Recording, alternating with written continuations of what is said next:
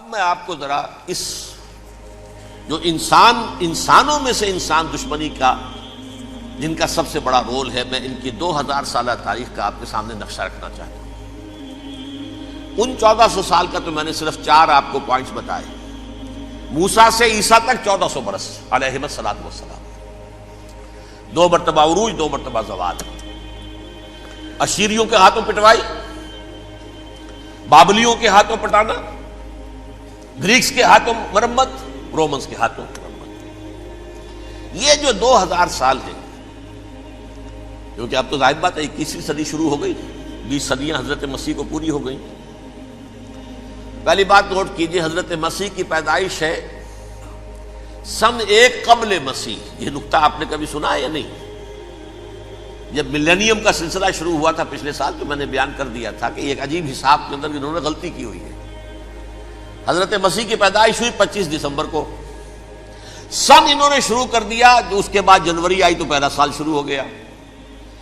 اگر جنوری سے پہلا سال شروع ہوا تو یہ 6 دن جو ہے تو اس کے پچھلے سال میں تھے، لہذا کہا جائے گا کہ Jesus Christ was born 1 year before Christ, BC۔ تو 1 قبل مسیح میں حضرت مسیح کی پیدائش ہوئی۔ یہ آخری اسرائیلی نبی اور رسول۔ یہودی علماء کی مخالفت، دشمنی، سولی پر چڑھوا دینا میں بیان کر چکا ہوں۔ سن 33 عیسوی میں جبکہ حضرت مسیح کی عمر 33 برس تھی، اللہ تعالیٰ نے انہیں زندہ آسمان پر اٹھا لیا، لیکن یہودیوں نے اپنے خیال کے مطابق انہیں سولی پر چڑھوا دیا، ان کی موت واقع ہو گئی۔ اگرچہ اس کے بعد یہ اختلاف ہے ان میں، یہودی کہتے ہیں وہ سولی پر چڑھ گیا، ختم ہوا، مر گیا۔ عیسائی کہتے ہیں نہیں، انتقال ہوا ہے مسیح کا صلیب پر، لیکن پھر وہ دوبارہ زندہ ہو گئے ہیں۔ ان کی لاش ایک غار میں رکھ دی گئی تھی، وہاں ریزریکشن ہو گیا، ان کا باعث بعد الموت وہی ہو گیا، اور پھر انہیں اللہ نے زندہ آسمان پر اٹھا لیا۔ تو ہمارے اور عیسائیوں کے درمیان نوٹ کر لیجئے، یہ چیز مشترک ہے کہ حضرت مسیح آسمان پر زندہ اٹھائے گئے۔ فرق کیا ہے؟ وہ سمجھتے ہیں کہ سولی دیے گئے، سولی پر مرے، پھر زندہ ہوئے، پھر گئے۔ ہم سمجھتے ہیں کہ نہیں، وما صلبوہ وما قتلوہ، انہوں نے نہ صلیب دے سکے انہیں اور نہ انہیں قتل کر سکے، بل رفعہ اللہ الیہ، اللہ نے اٹھا لیا۔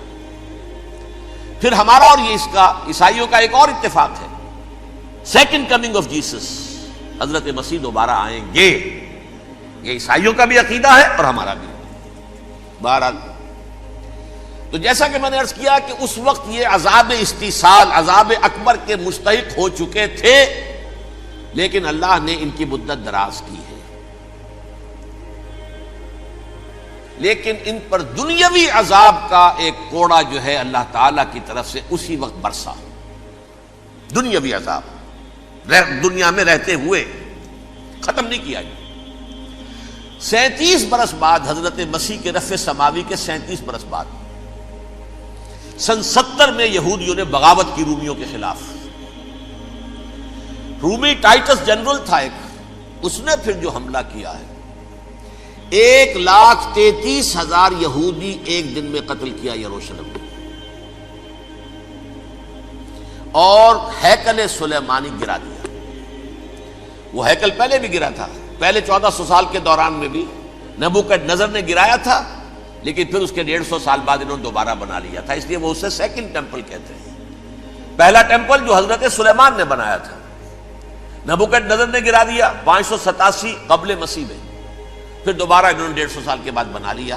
وہ اس تاریخ کا حصہ ہے، میں نے جس کے بارے میں آپ کو تفصیل نہیں بتائی۔ اس میں یہ ہوا سن 70 میں وہ گرا دیا گیا، وہ آج تک گرا پڑا ہوا ہے۔ نمبر 2، یہ کہہ دیا گیا کہ یہودیوں اس ارض فلسطین سے نکل جاؤ، تم یہاں نہیں رہ سکتے اب۔ لہذا جس کا جہاں سینگ سمایا چلا گیا، یورپ میں چلے گئے، ایشیا میں آ گئے، عرب میں آ گئے یہ 3 قبیلے جو رات بھی میں نے عرض کیا تھا، بنو قینقاع، بنو نذیر اور بنو قریظہ، یہ وہاں سے آ کے مدینے میں آباد ہو گئے۔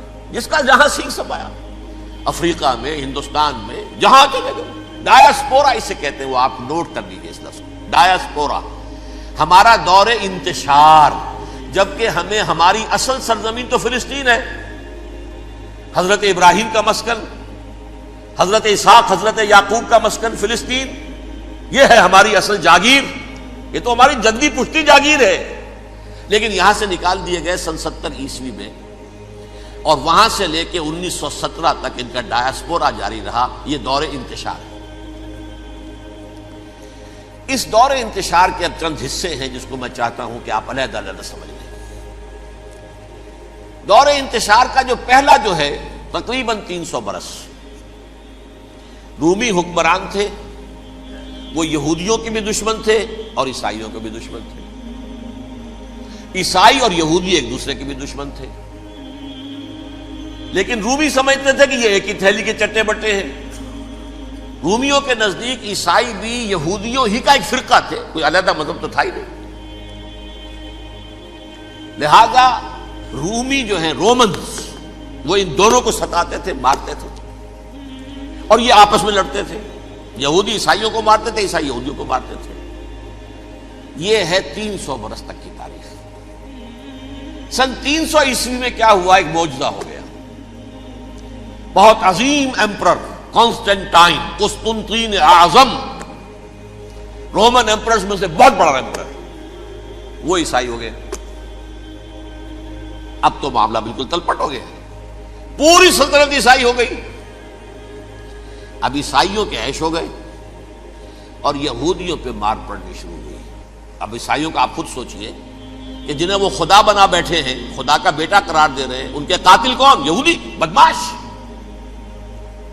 لہذا ان کی وہ پٹائی شروع ہوئی ہے یورپ میں، پوری رومن امپائر میں انہیں ذلیل کیا گیا، شہروں میں آمد بند، علیحدہ رہو، گھیٹوز کے اندر رہو۔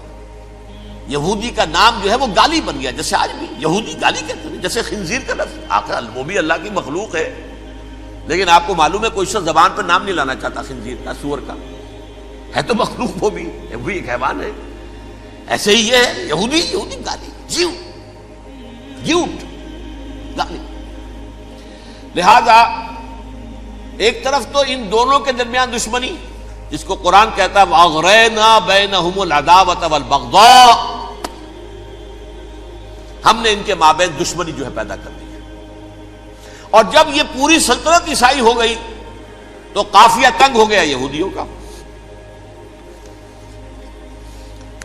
اب آئیے 571 عیسوی، یعنی جبکہ ڈایاسپورا کو کتنا عرصہ ہو چکا تھا؟ 500 برس۔ سن 70 سے شروع ہوا ڈایاسپورا، جب ٹائٹس نے گرایا ہے ہیکل کو اور نکال باہر کیا انہیں فلسطین سے، بھاگ جاؤ، یہاں ایک یہودی بھی نہیں رہے گا، فلسطین سے نکال دیے گئے۔ اس کے پورے 500 برس بعد سن 571 عیسوی میں حضور کی پیدائش ہوئی، ولادت با سعادت محمد الرسول اللہ صلی اللہ علیہ وسلم۔ 610 میں آپ پر وحی کا آغاز ہوا، لیکن حضور کے ساتھ ان کا معاملہ کیا رہا؟ اول تو جبکہ حضور ابھی مکے ہی میں تھے، یہودیوں نے ریشہ دوانیاں شروع کر دی حضور کے خلاف۔ قریش مکہ کو سکھاتے تھے، پڑھاتے تھے، ان سے یہ پوچھو، ان سے یہ پوچھو، انہیں اس طرح تنگ کرو، ان سے یہ امتحان لو، یہ آپ کے علم میں ہے۔ سورہ بنی اسرائیل میں، سورہ کہف میں وہ سوالات، جو امتحانی سوالات آئے تھے، ذوالقرنین کون تھا، اصحاب کہف کون تھے، تم رسول بنے پھرتے ہو تو بتاؤ، اور یہ روح کی حقیقت کیا بتاؤ، یہ ساری ریشہ دوانیاں کر رہے تھے بیٹھے ہوئے، ابھی وہیں پر حضور ابھی پہنچے بھی نہیں۔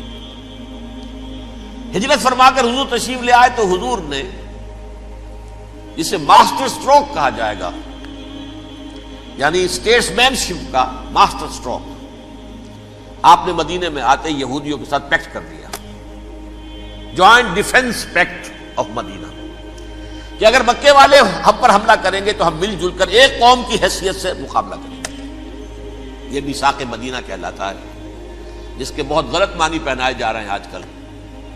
بہرحال میں موضوع میرا چونکہ یہ نہیں، میں ادھر نہیں جاؤں گا، لیکن ہوا کیا؟ ہر مرتبہ یہ خیانت کے مرتکب ہوئے،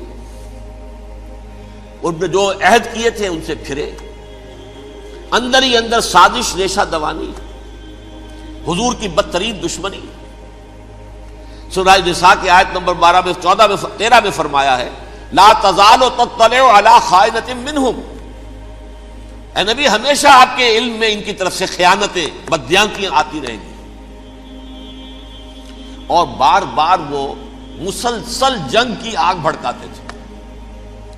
قریش کو دعوت دیتے، آؤ آؤ آؤ ہم اندر سے بغاوت کر دیں گے، تم آؤ تو صحیح، ختم کریں محمد کو اور اہل ایمان کو صلی اللہ علیہ وسلم ورضی اللہ تعالی عنہم اجمعین. لیکن پھر جب وہ آتے تھے تو یہ دبک جاتے تھے، ان میں ہمت نہیں تھی، میدان کے مرد نہیں رہے تھے.